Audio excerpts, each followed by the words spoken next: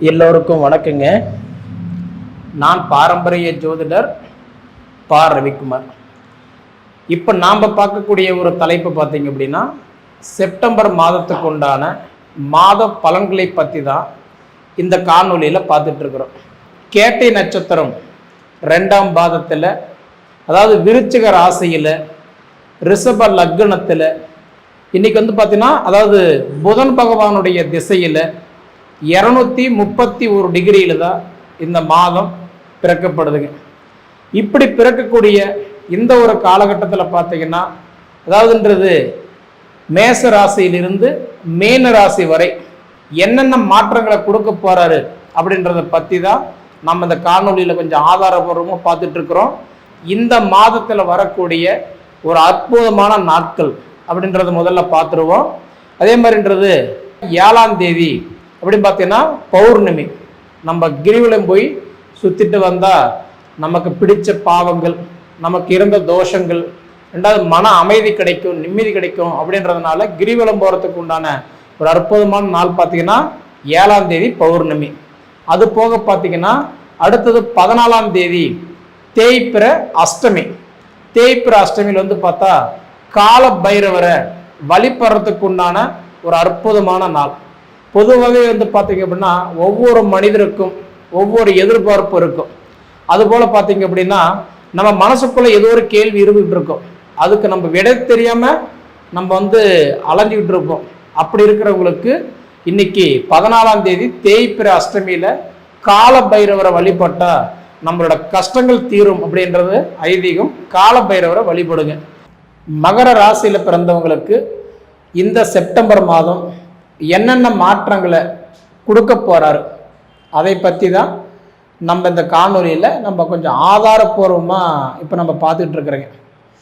பொதுவாகவே பார்த்தீங்க அப்படின்னா மகர ராசி தொழிலுக்காரகன், தொழிலுக்கே அதிபதி சனி பகவானுடைய ராசி தான் இந்த மகர ராசி. மகர ராசிக்காரர்களை பொறுத்த வரைக்கும் எப்பயுமே பார்த்தீங்கன்னா, அதாவதுன்றது காலத்துக்குமே ஒரு நம்மளோட பயணம் கொஞ்சம் ரொம்ப கடுசாக இருக்கக்கூடிய ராசி மகர ராசி தான் எனக்கு தெரிஞ்சு. அதாவது நிறைய பேர் பாருங்க, சொத்து இருந்தாலும் அனுபவிக்க முடியாம, சொந்த பந்தம் இருந்தும் சப்போர்ட் இல்லாம, தன் கையூனி கரணம் போட்டு வாழ்க்கையில சாதிக்கக்கூடிய ராசி யாருன்னா எனக்கு தெரிஞ்சு மகர ராசிக்காரங்க தான். மகர ராசிக்காரங்களுக்கெல்லாம் பார்த்தீங்கன்னா எப்பயுமே தன்னுடைய குடும்பம் அப்படின்ற எதிர்பார்ப்பு எப்பயுமே நிறைய இருக்கும். அதாவதுன்றது அப்பா அம்மா அண்ணன் தம்பி அக்கா தங்கச்சி தன் மனைவி பிள்ளைங்கன்ற ஒரு எப்பவுமே ஒரு கூட்டு குடும்பமா ஒரு குடும்பமா அவங்களுக்குள்ளார ஒரு ஈர்ப்பு சக்தியா இருக்கக்கூடிய ராசி பார்த்தா மகர ராசி தான். ஒரு சில ராசி எல்லாம் பார்த்தீங்கன்னு வச்சுக்கோங்களேன், அவங்க எப்படி போனா என்ன, நான் வாழ்ந்தா போதும், அவங்க சாப்பிட்டா என்ன, நான் சாப்பிட்டா போதும், அவங்களுக்கு அப்படி சம்பாரிச்சு கொடுக்கணும் என்ன இருக்குது அப்படின்னு நினைப்பாங்க. ஆனா இந்த மகர ராசி பொறுத்த வரைக்கும் எப்பயுமே அப்படி நினைக்க மாட்டாங்க. இப்போ வரைக்குமே மகர ராசிக்காரங்க எனக்கு தெரிஞ்சு 80% பேர் பார்த்தீங்கன்னா வாழ்க்கையில் ரொம்ப போராடிட்டு இருப்பாங்க, சிரமத்தில் இருப்பாங்க. அதுக்கெல்லாம் காரணம் என்னன்னா, பொழுது போன பிறகு புத்தி வந்த மாதிரி. சம்பாதிக்கும் போது யோசனை இல்லை, யோசனை இருக்கும்போது பணம் இல்லை. அன்னைக்கெல்லாம் பார்த்தீங்க அப்படின்னா நாம் வாழ்ந்தா போது நினைச்சிருந்தா நீங்கள் சூப்பராக வாழ்ந்துருக்கலாம். ஆனால் இன்னைக்கு எல்லாரும் வாங்கி கெட்ட பேர் வாங்கினா நீங்கள் கொடுத்து கெட்ட பேர் வாங்கக்கூடிய ராசி இந்த மகர ராசி தான். பொதுவாகவே மகர ராசிக்கு பொறுத்த வரைக்கும் என்னன்னா சனியோடைய ராசி. நேர்மையான ராசி யாருன்னா சனி மட்டும்தான். நிறைய பேர் சொல்லுவாங்க சனி கெட்டவன், நமக்கு நல்லதை பண்ண மாட்டாரு அப்படின்றதெல்லாம் கிடையாது. ஒரே ஒரு விஷயம் புரிஞ்சுக்கோங்க, நவகிரகத்திலேயே அது நல்லதோ கெட்டதோ செயல்படுத்தக்கூடிய ஒரே ஒரு கிரகம் யாருன்னா சனி மட்டும்தான், நேர்மையான கிரகம். அதனாலதான் இப்ப வரைக்குமே நம்ம நேர்மையா இருந்து வாழ்க்கையில சாதிக்கணும். அதாவது கரெக்டாக யாருடைய ஒரு சொத்தோ சுகமோ அபகரிக்காம இன்னைக்கு தன் முயற்சியில் வாழணும் அப்படின்னு நினச்சி சிரமப்படக்கூடிய ராசி மகர ராசி தான். பொதுவாகவே இந்த மகர ராசிக்காரங்களுக்கெல்லாம் எதிர்பார்ப்பெல்லாம் 3 எதிர்பார்ப்பு தான் எனக்கு தெரிஞ்சு. மற்ற ராசிக்காரங்களுக்கு பல எதிர்பார்ப்பு இருந்தாலும் மகர ராசி பொறுத்த வரைக்கும் 3 எதிர்பார்ப்பு தான். ஒன்று, நம்ம சொந்த பந்தத்துக்கு முன்னாடி நம்ம நல்லா வாழ்ந்து காட்டணும் ஃபஸ்ட்டு. ரெண்டாவது பார்த்தா, அதாவது மண்ணை தின்னா கூட மரவா தின்னணும், கஞ்சி குடிச்சா கூட சந்தோஷமா குடிக்கணும் அப்படின்னு நினைக்கிறவங்க மகர ராசிக்காரங்க. மூணாவது, எப்படியாப்பட்ட சூழ்நிலையுமே மற்றவங்க கையேந்து நிற்க கூடாது அப்படி நினைக்கிறவங்க மகர ராசிக்காரங்க. பொதுவாக மகராசிக்காரங்களை பொறுத்த வரைக்கும் நிறைய பேருக்கு பாருங்க, அதாவது சொத்து வாங்கணும், மாடி வாங்கணும், மாளிகை வாங்கணும், அப்படி இருக்கணும், இப்படி இருக்கணும், அது செய்யணும், இந்த எதிர்பார்ப்பெல்லாம் மேக்சிமம் இருக்காது. அதாவது அப்படிலாம் நீங்க நினைச்சிருந்தீங்கன்னா நீங்க மாடி மேல மாடி கட்டி இன்னைக்கு கோபுரத்தில் உட்காந்துருக்கலாம், இன்னைக்கு எப்படி எப்படியே இருந்திருக்கலாம். ஆனா மற்றவங்க வாங்கி கெட்ட பேர் வாங்கினா நீங்க கொடுத்து கெட்ட பேர் வாங்கின ராசி மகர ராசி. இது நான் ஏன் சொல்றேன் அப்படின்னா, பொதுவாக இந்த மகர ராசிக்கு சிரமம் மட்டுமே பார்த்துக்கிட்டு இருந்தவங்க இப்போ ஒரு நல்ல வாய்ப்பு, நல்ல நேரத்தையும் நீங்க பார்க்க போறீங்க. அதாவது காத்துள்ள போது தூத்திக்கணும், மழை வராத முன்ன வீடு கட்டிக்கணும்னு சொல்லுவாங்க. அட்வான்ஸா திங்க் பண்ணுன்னு சொல்லுவாங்க. ஏன்னா மழை வந்த வாட்டி நம்ம வீடு கட்டலாம்னா கட்ட முடியாது. காத்து அடிக்கும் போது தான் ஒரு விஷயம் தூத்த முடியும். காத்து நின்று போச்சுன்னா தூத்துனா அது வேலையே ஆகாது. அதுபோல மகர ராசிக்கு பொறுத்த வரைக்கும் எனக்கு தெரிஞ்ச 2 விஷயம்தான். பூர்வீகத்தை மாறினவங்க இன்னைக்கு நல்லா இருக்கிறாங்க. அதே சமயத்தில் பார்த்தா சொந்த உடைய உழைப்பு நம்பி உட்காந்துருக்கிறவங்க பார்த்தா இன்னைக்கு நல்லா இருப்பாங்க. இல்லைங்க நான் ஒரு இடத்துல வேலை தான் செய்யறேன், மாத சம்பளம் தான் வாங்குறேன் அப்படின்னு சொல்றவங்களுக்கு எல்லாம் பாருங்க, உங்களுடைய திறமை எல்லாமே அவங்களுக்கு யூஸ் ஆகும், உங்களுக்கு யூஸ் ஆகாது. ஏன்னா அந்த மாதிரி காலகட்டம் தான். பொதுவாக உங்களுக்கு சனி பகவான் அதாவது 1ஆம் இடம் 2ஆம் இடம் அப்படின்னா மகரத்துக்கும் கும்பராசிக்கும் 2க்கும் அதிபதி யாருன்னா சனி தான். 3ஆம் இடத்துல உட்காந்துருக்காரு. அப்போ 3ஆம் இடம்ன்றது தைரியஸ்தானம். அப்போ உங்களுக்கு 7.5 சனி இருந்து முடிஞ்சு இப்போ ஒரு 6 மாசம் தான் ஆகுது. கிட்டத்தட்ட 2025 மார்ச் 29ஆம் தேதி அன்னைக்கு திருக்கணித முறைப்படி சனி பகவான் பயிற்சி அடைஞ்சார். அதுலேயே நிறைய பேருக்கு நிறைய குழப்பமெல்லாம் இருக்குது. இந்த இப்போ 25 சனி பயிற்சி ஆனாரா ஆவலியா இல்லை எப்படின்ற மாதிரி கேட்பாங்க. அப்படி பார்த்தா சனி பயிற்சி ஆனதும் உண்மைதான், ஆகாததும் உண்மைதான். எப்படின்னு கேட்டிங்கன்னா, அதாவது இடதுக்கை வலதுக்கை அப்படின்ற மாதிரி பகல் இரவு ஆண் பெண்ணுன்ற மாதிரி எப்பயுமே எல்லாமே 2-2ன்ற மாதிரி வாக்கியம் திருக்கணிதம். அதாவது திருக்கணிதம் அப்படின்னு எடுத்துக்கிட்டா இப்ப இருக்கிற காலகட்டம் எல்லாமே திருக்கணிதம் தான். அதாவது 365 நாள், வாக்கியம்ன்றது 365 நாள். அதாவது ஒரு 15 வருஷத்துக்கு முன்னாடி போயிட்டீங்கன்னா அப்ப எல்லா பஞ்சாங்கமும் பார்த்தீங்க அப்படின்னா வாக்கியம் தான். வாக்கியத்தில் தான் ஜாதகம் எழுதினாங்க, வாக்கியத்துக்கு தான் ஜாதகம் பார்த்தாங்க, வாக்கியத்து முறைப்படி தான் கோயில பூஜை பண்ணினாங்க. ஆனா இப்பெல்லாம் பார்த்தீங்கன்னா அப்படி கிடையாது.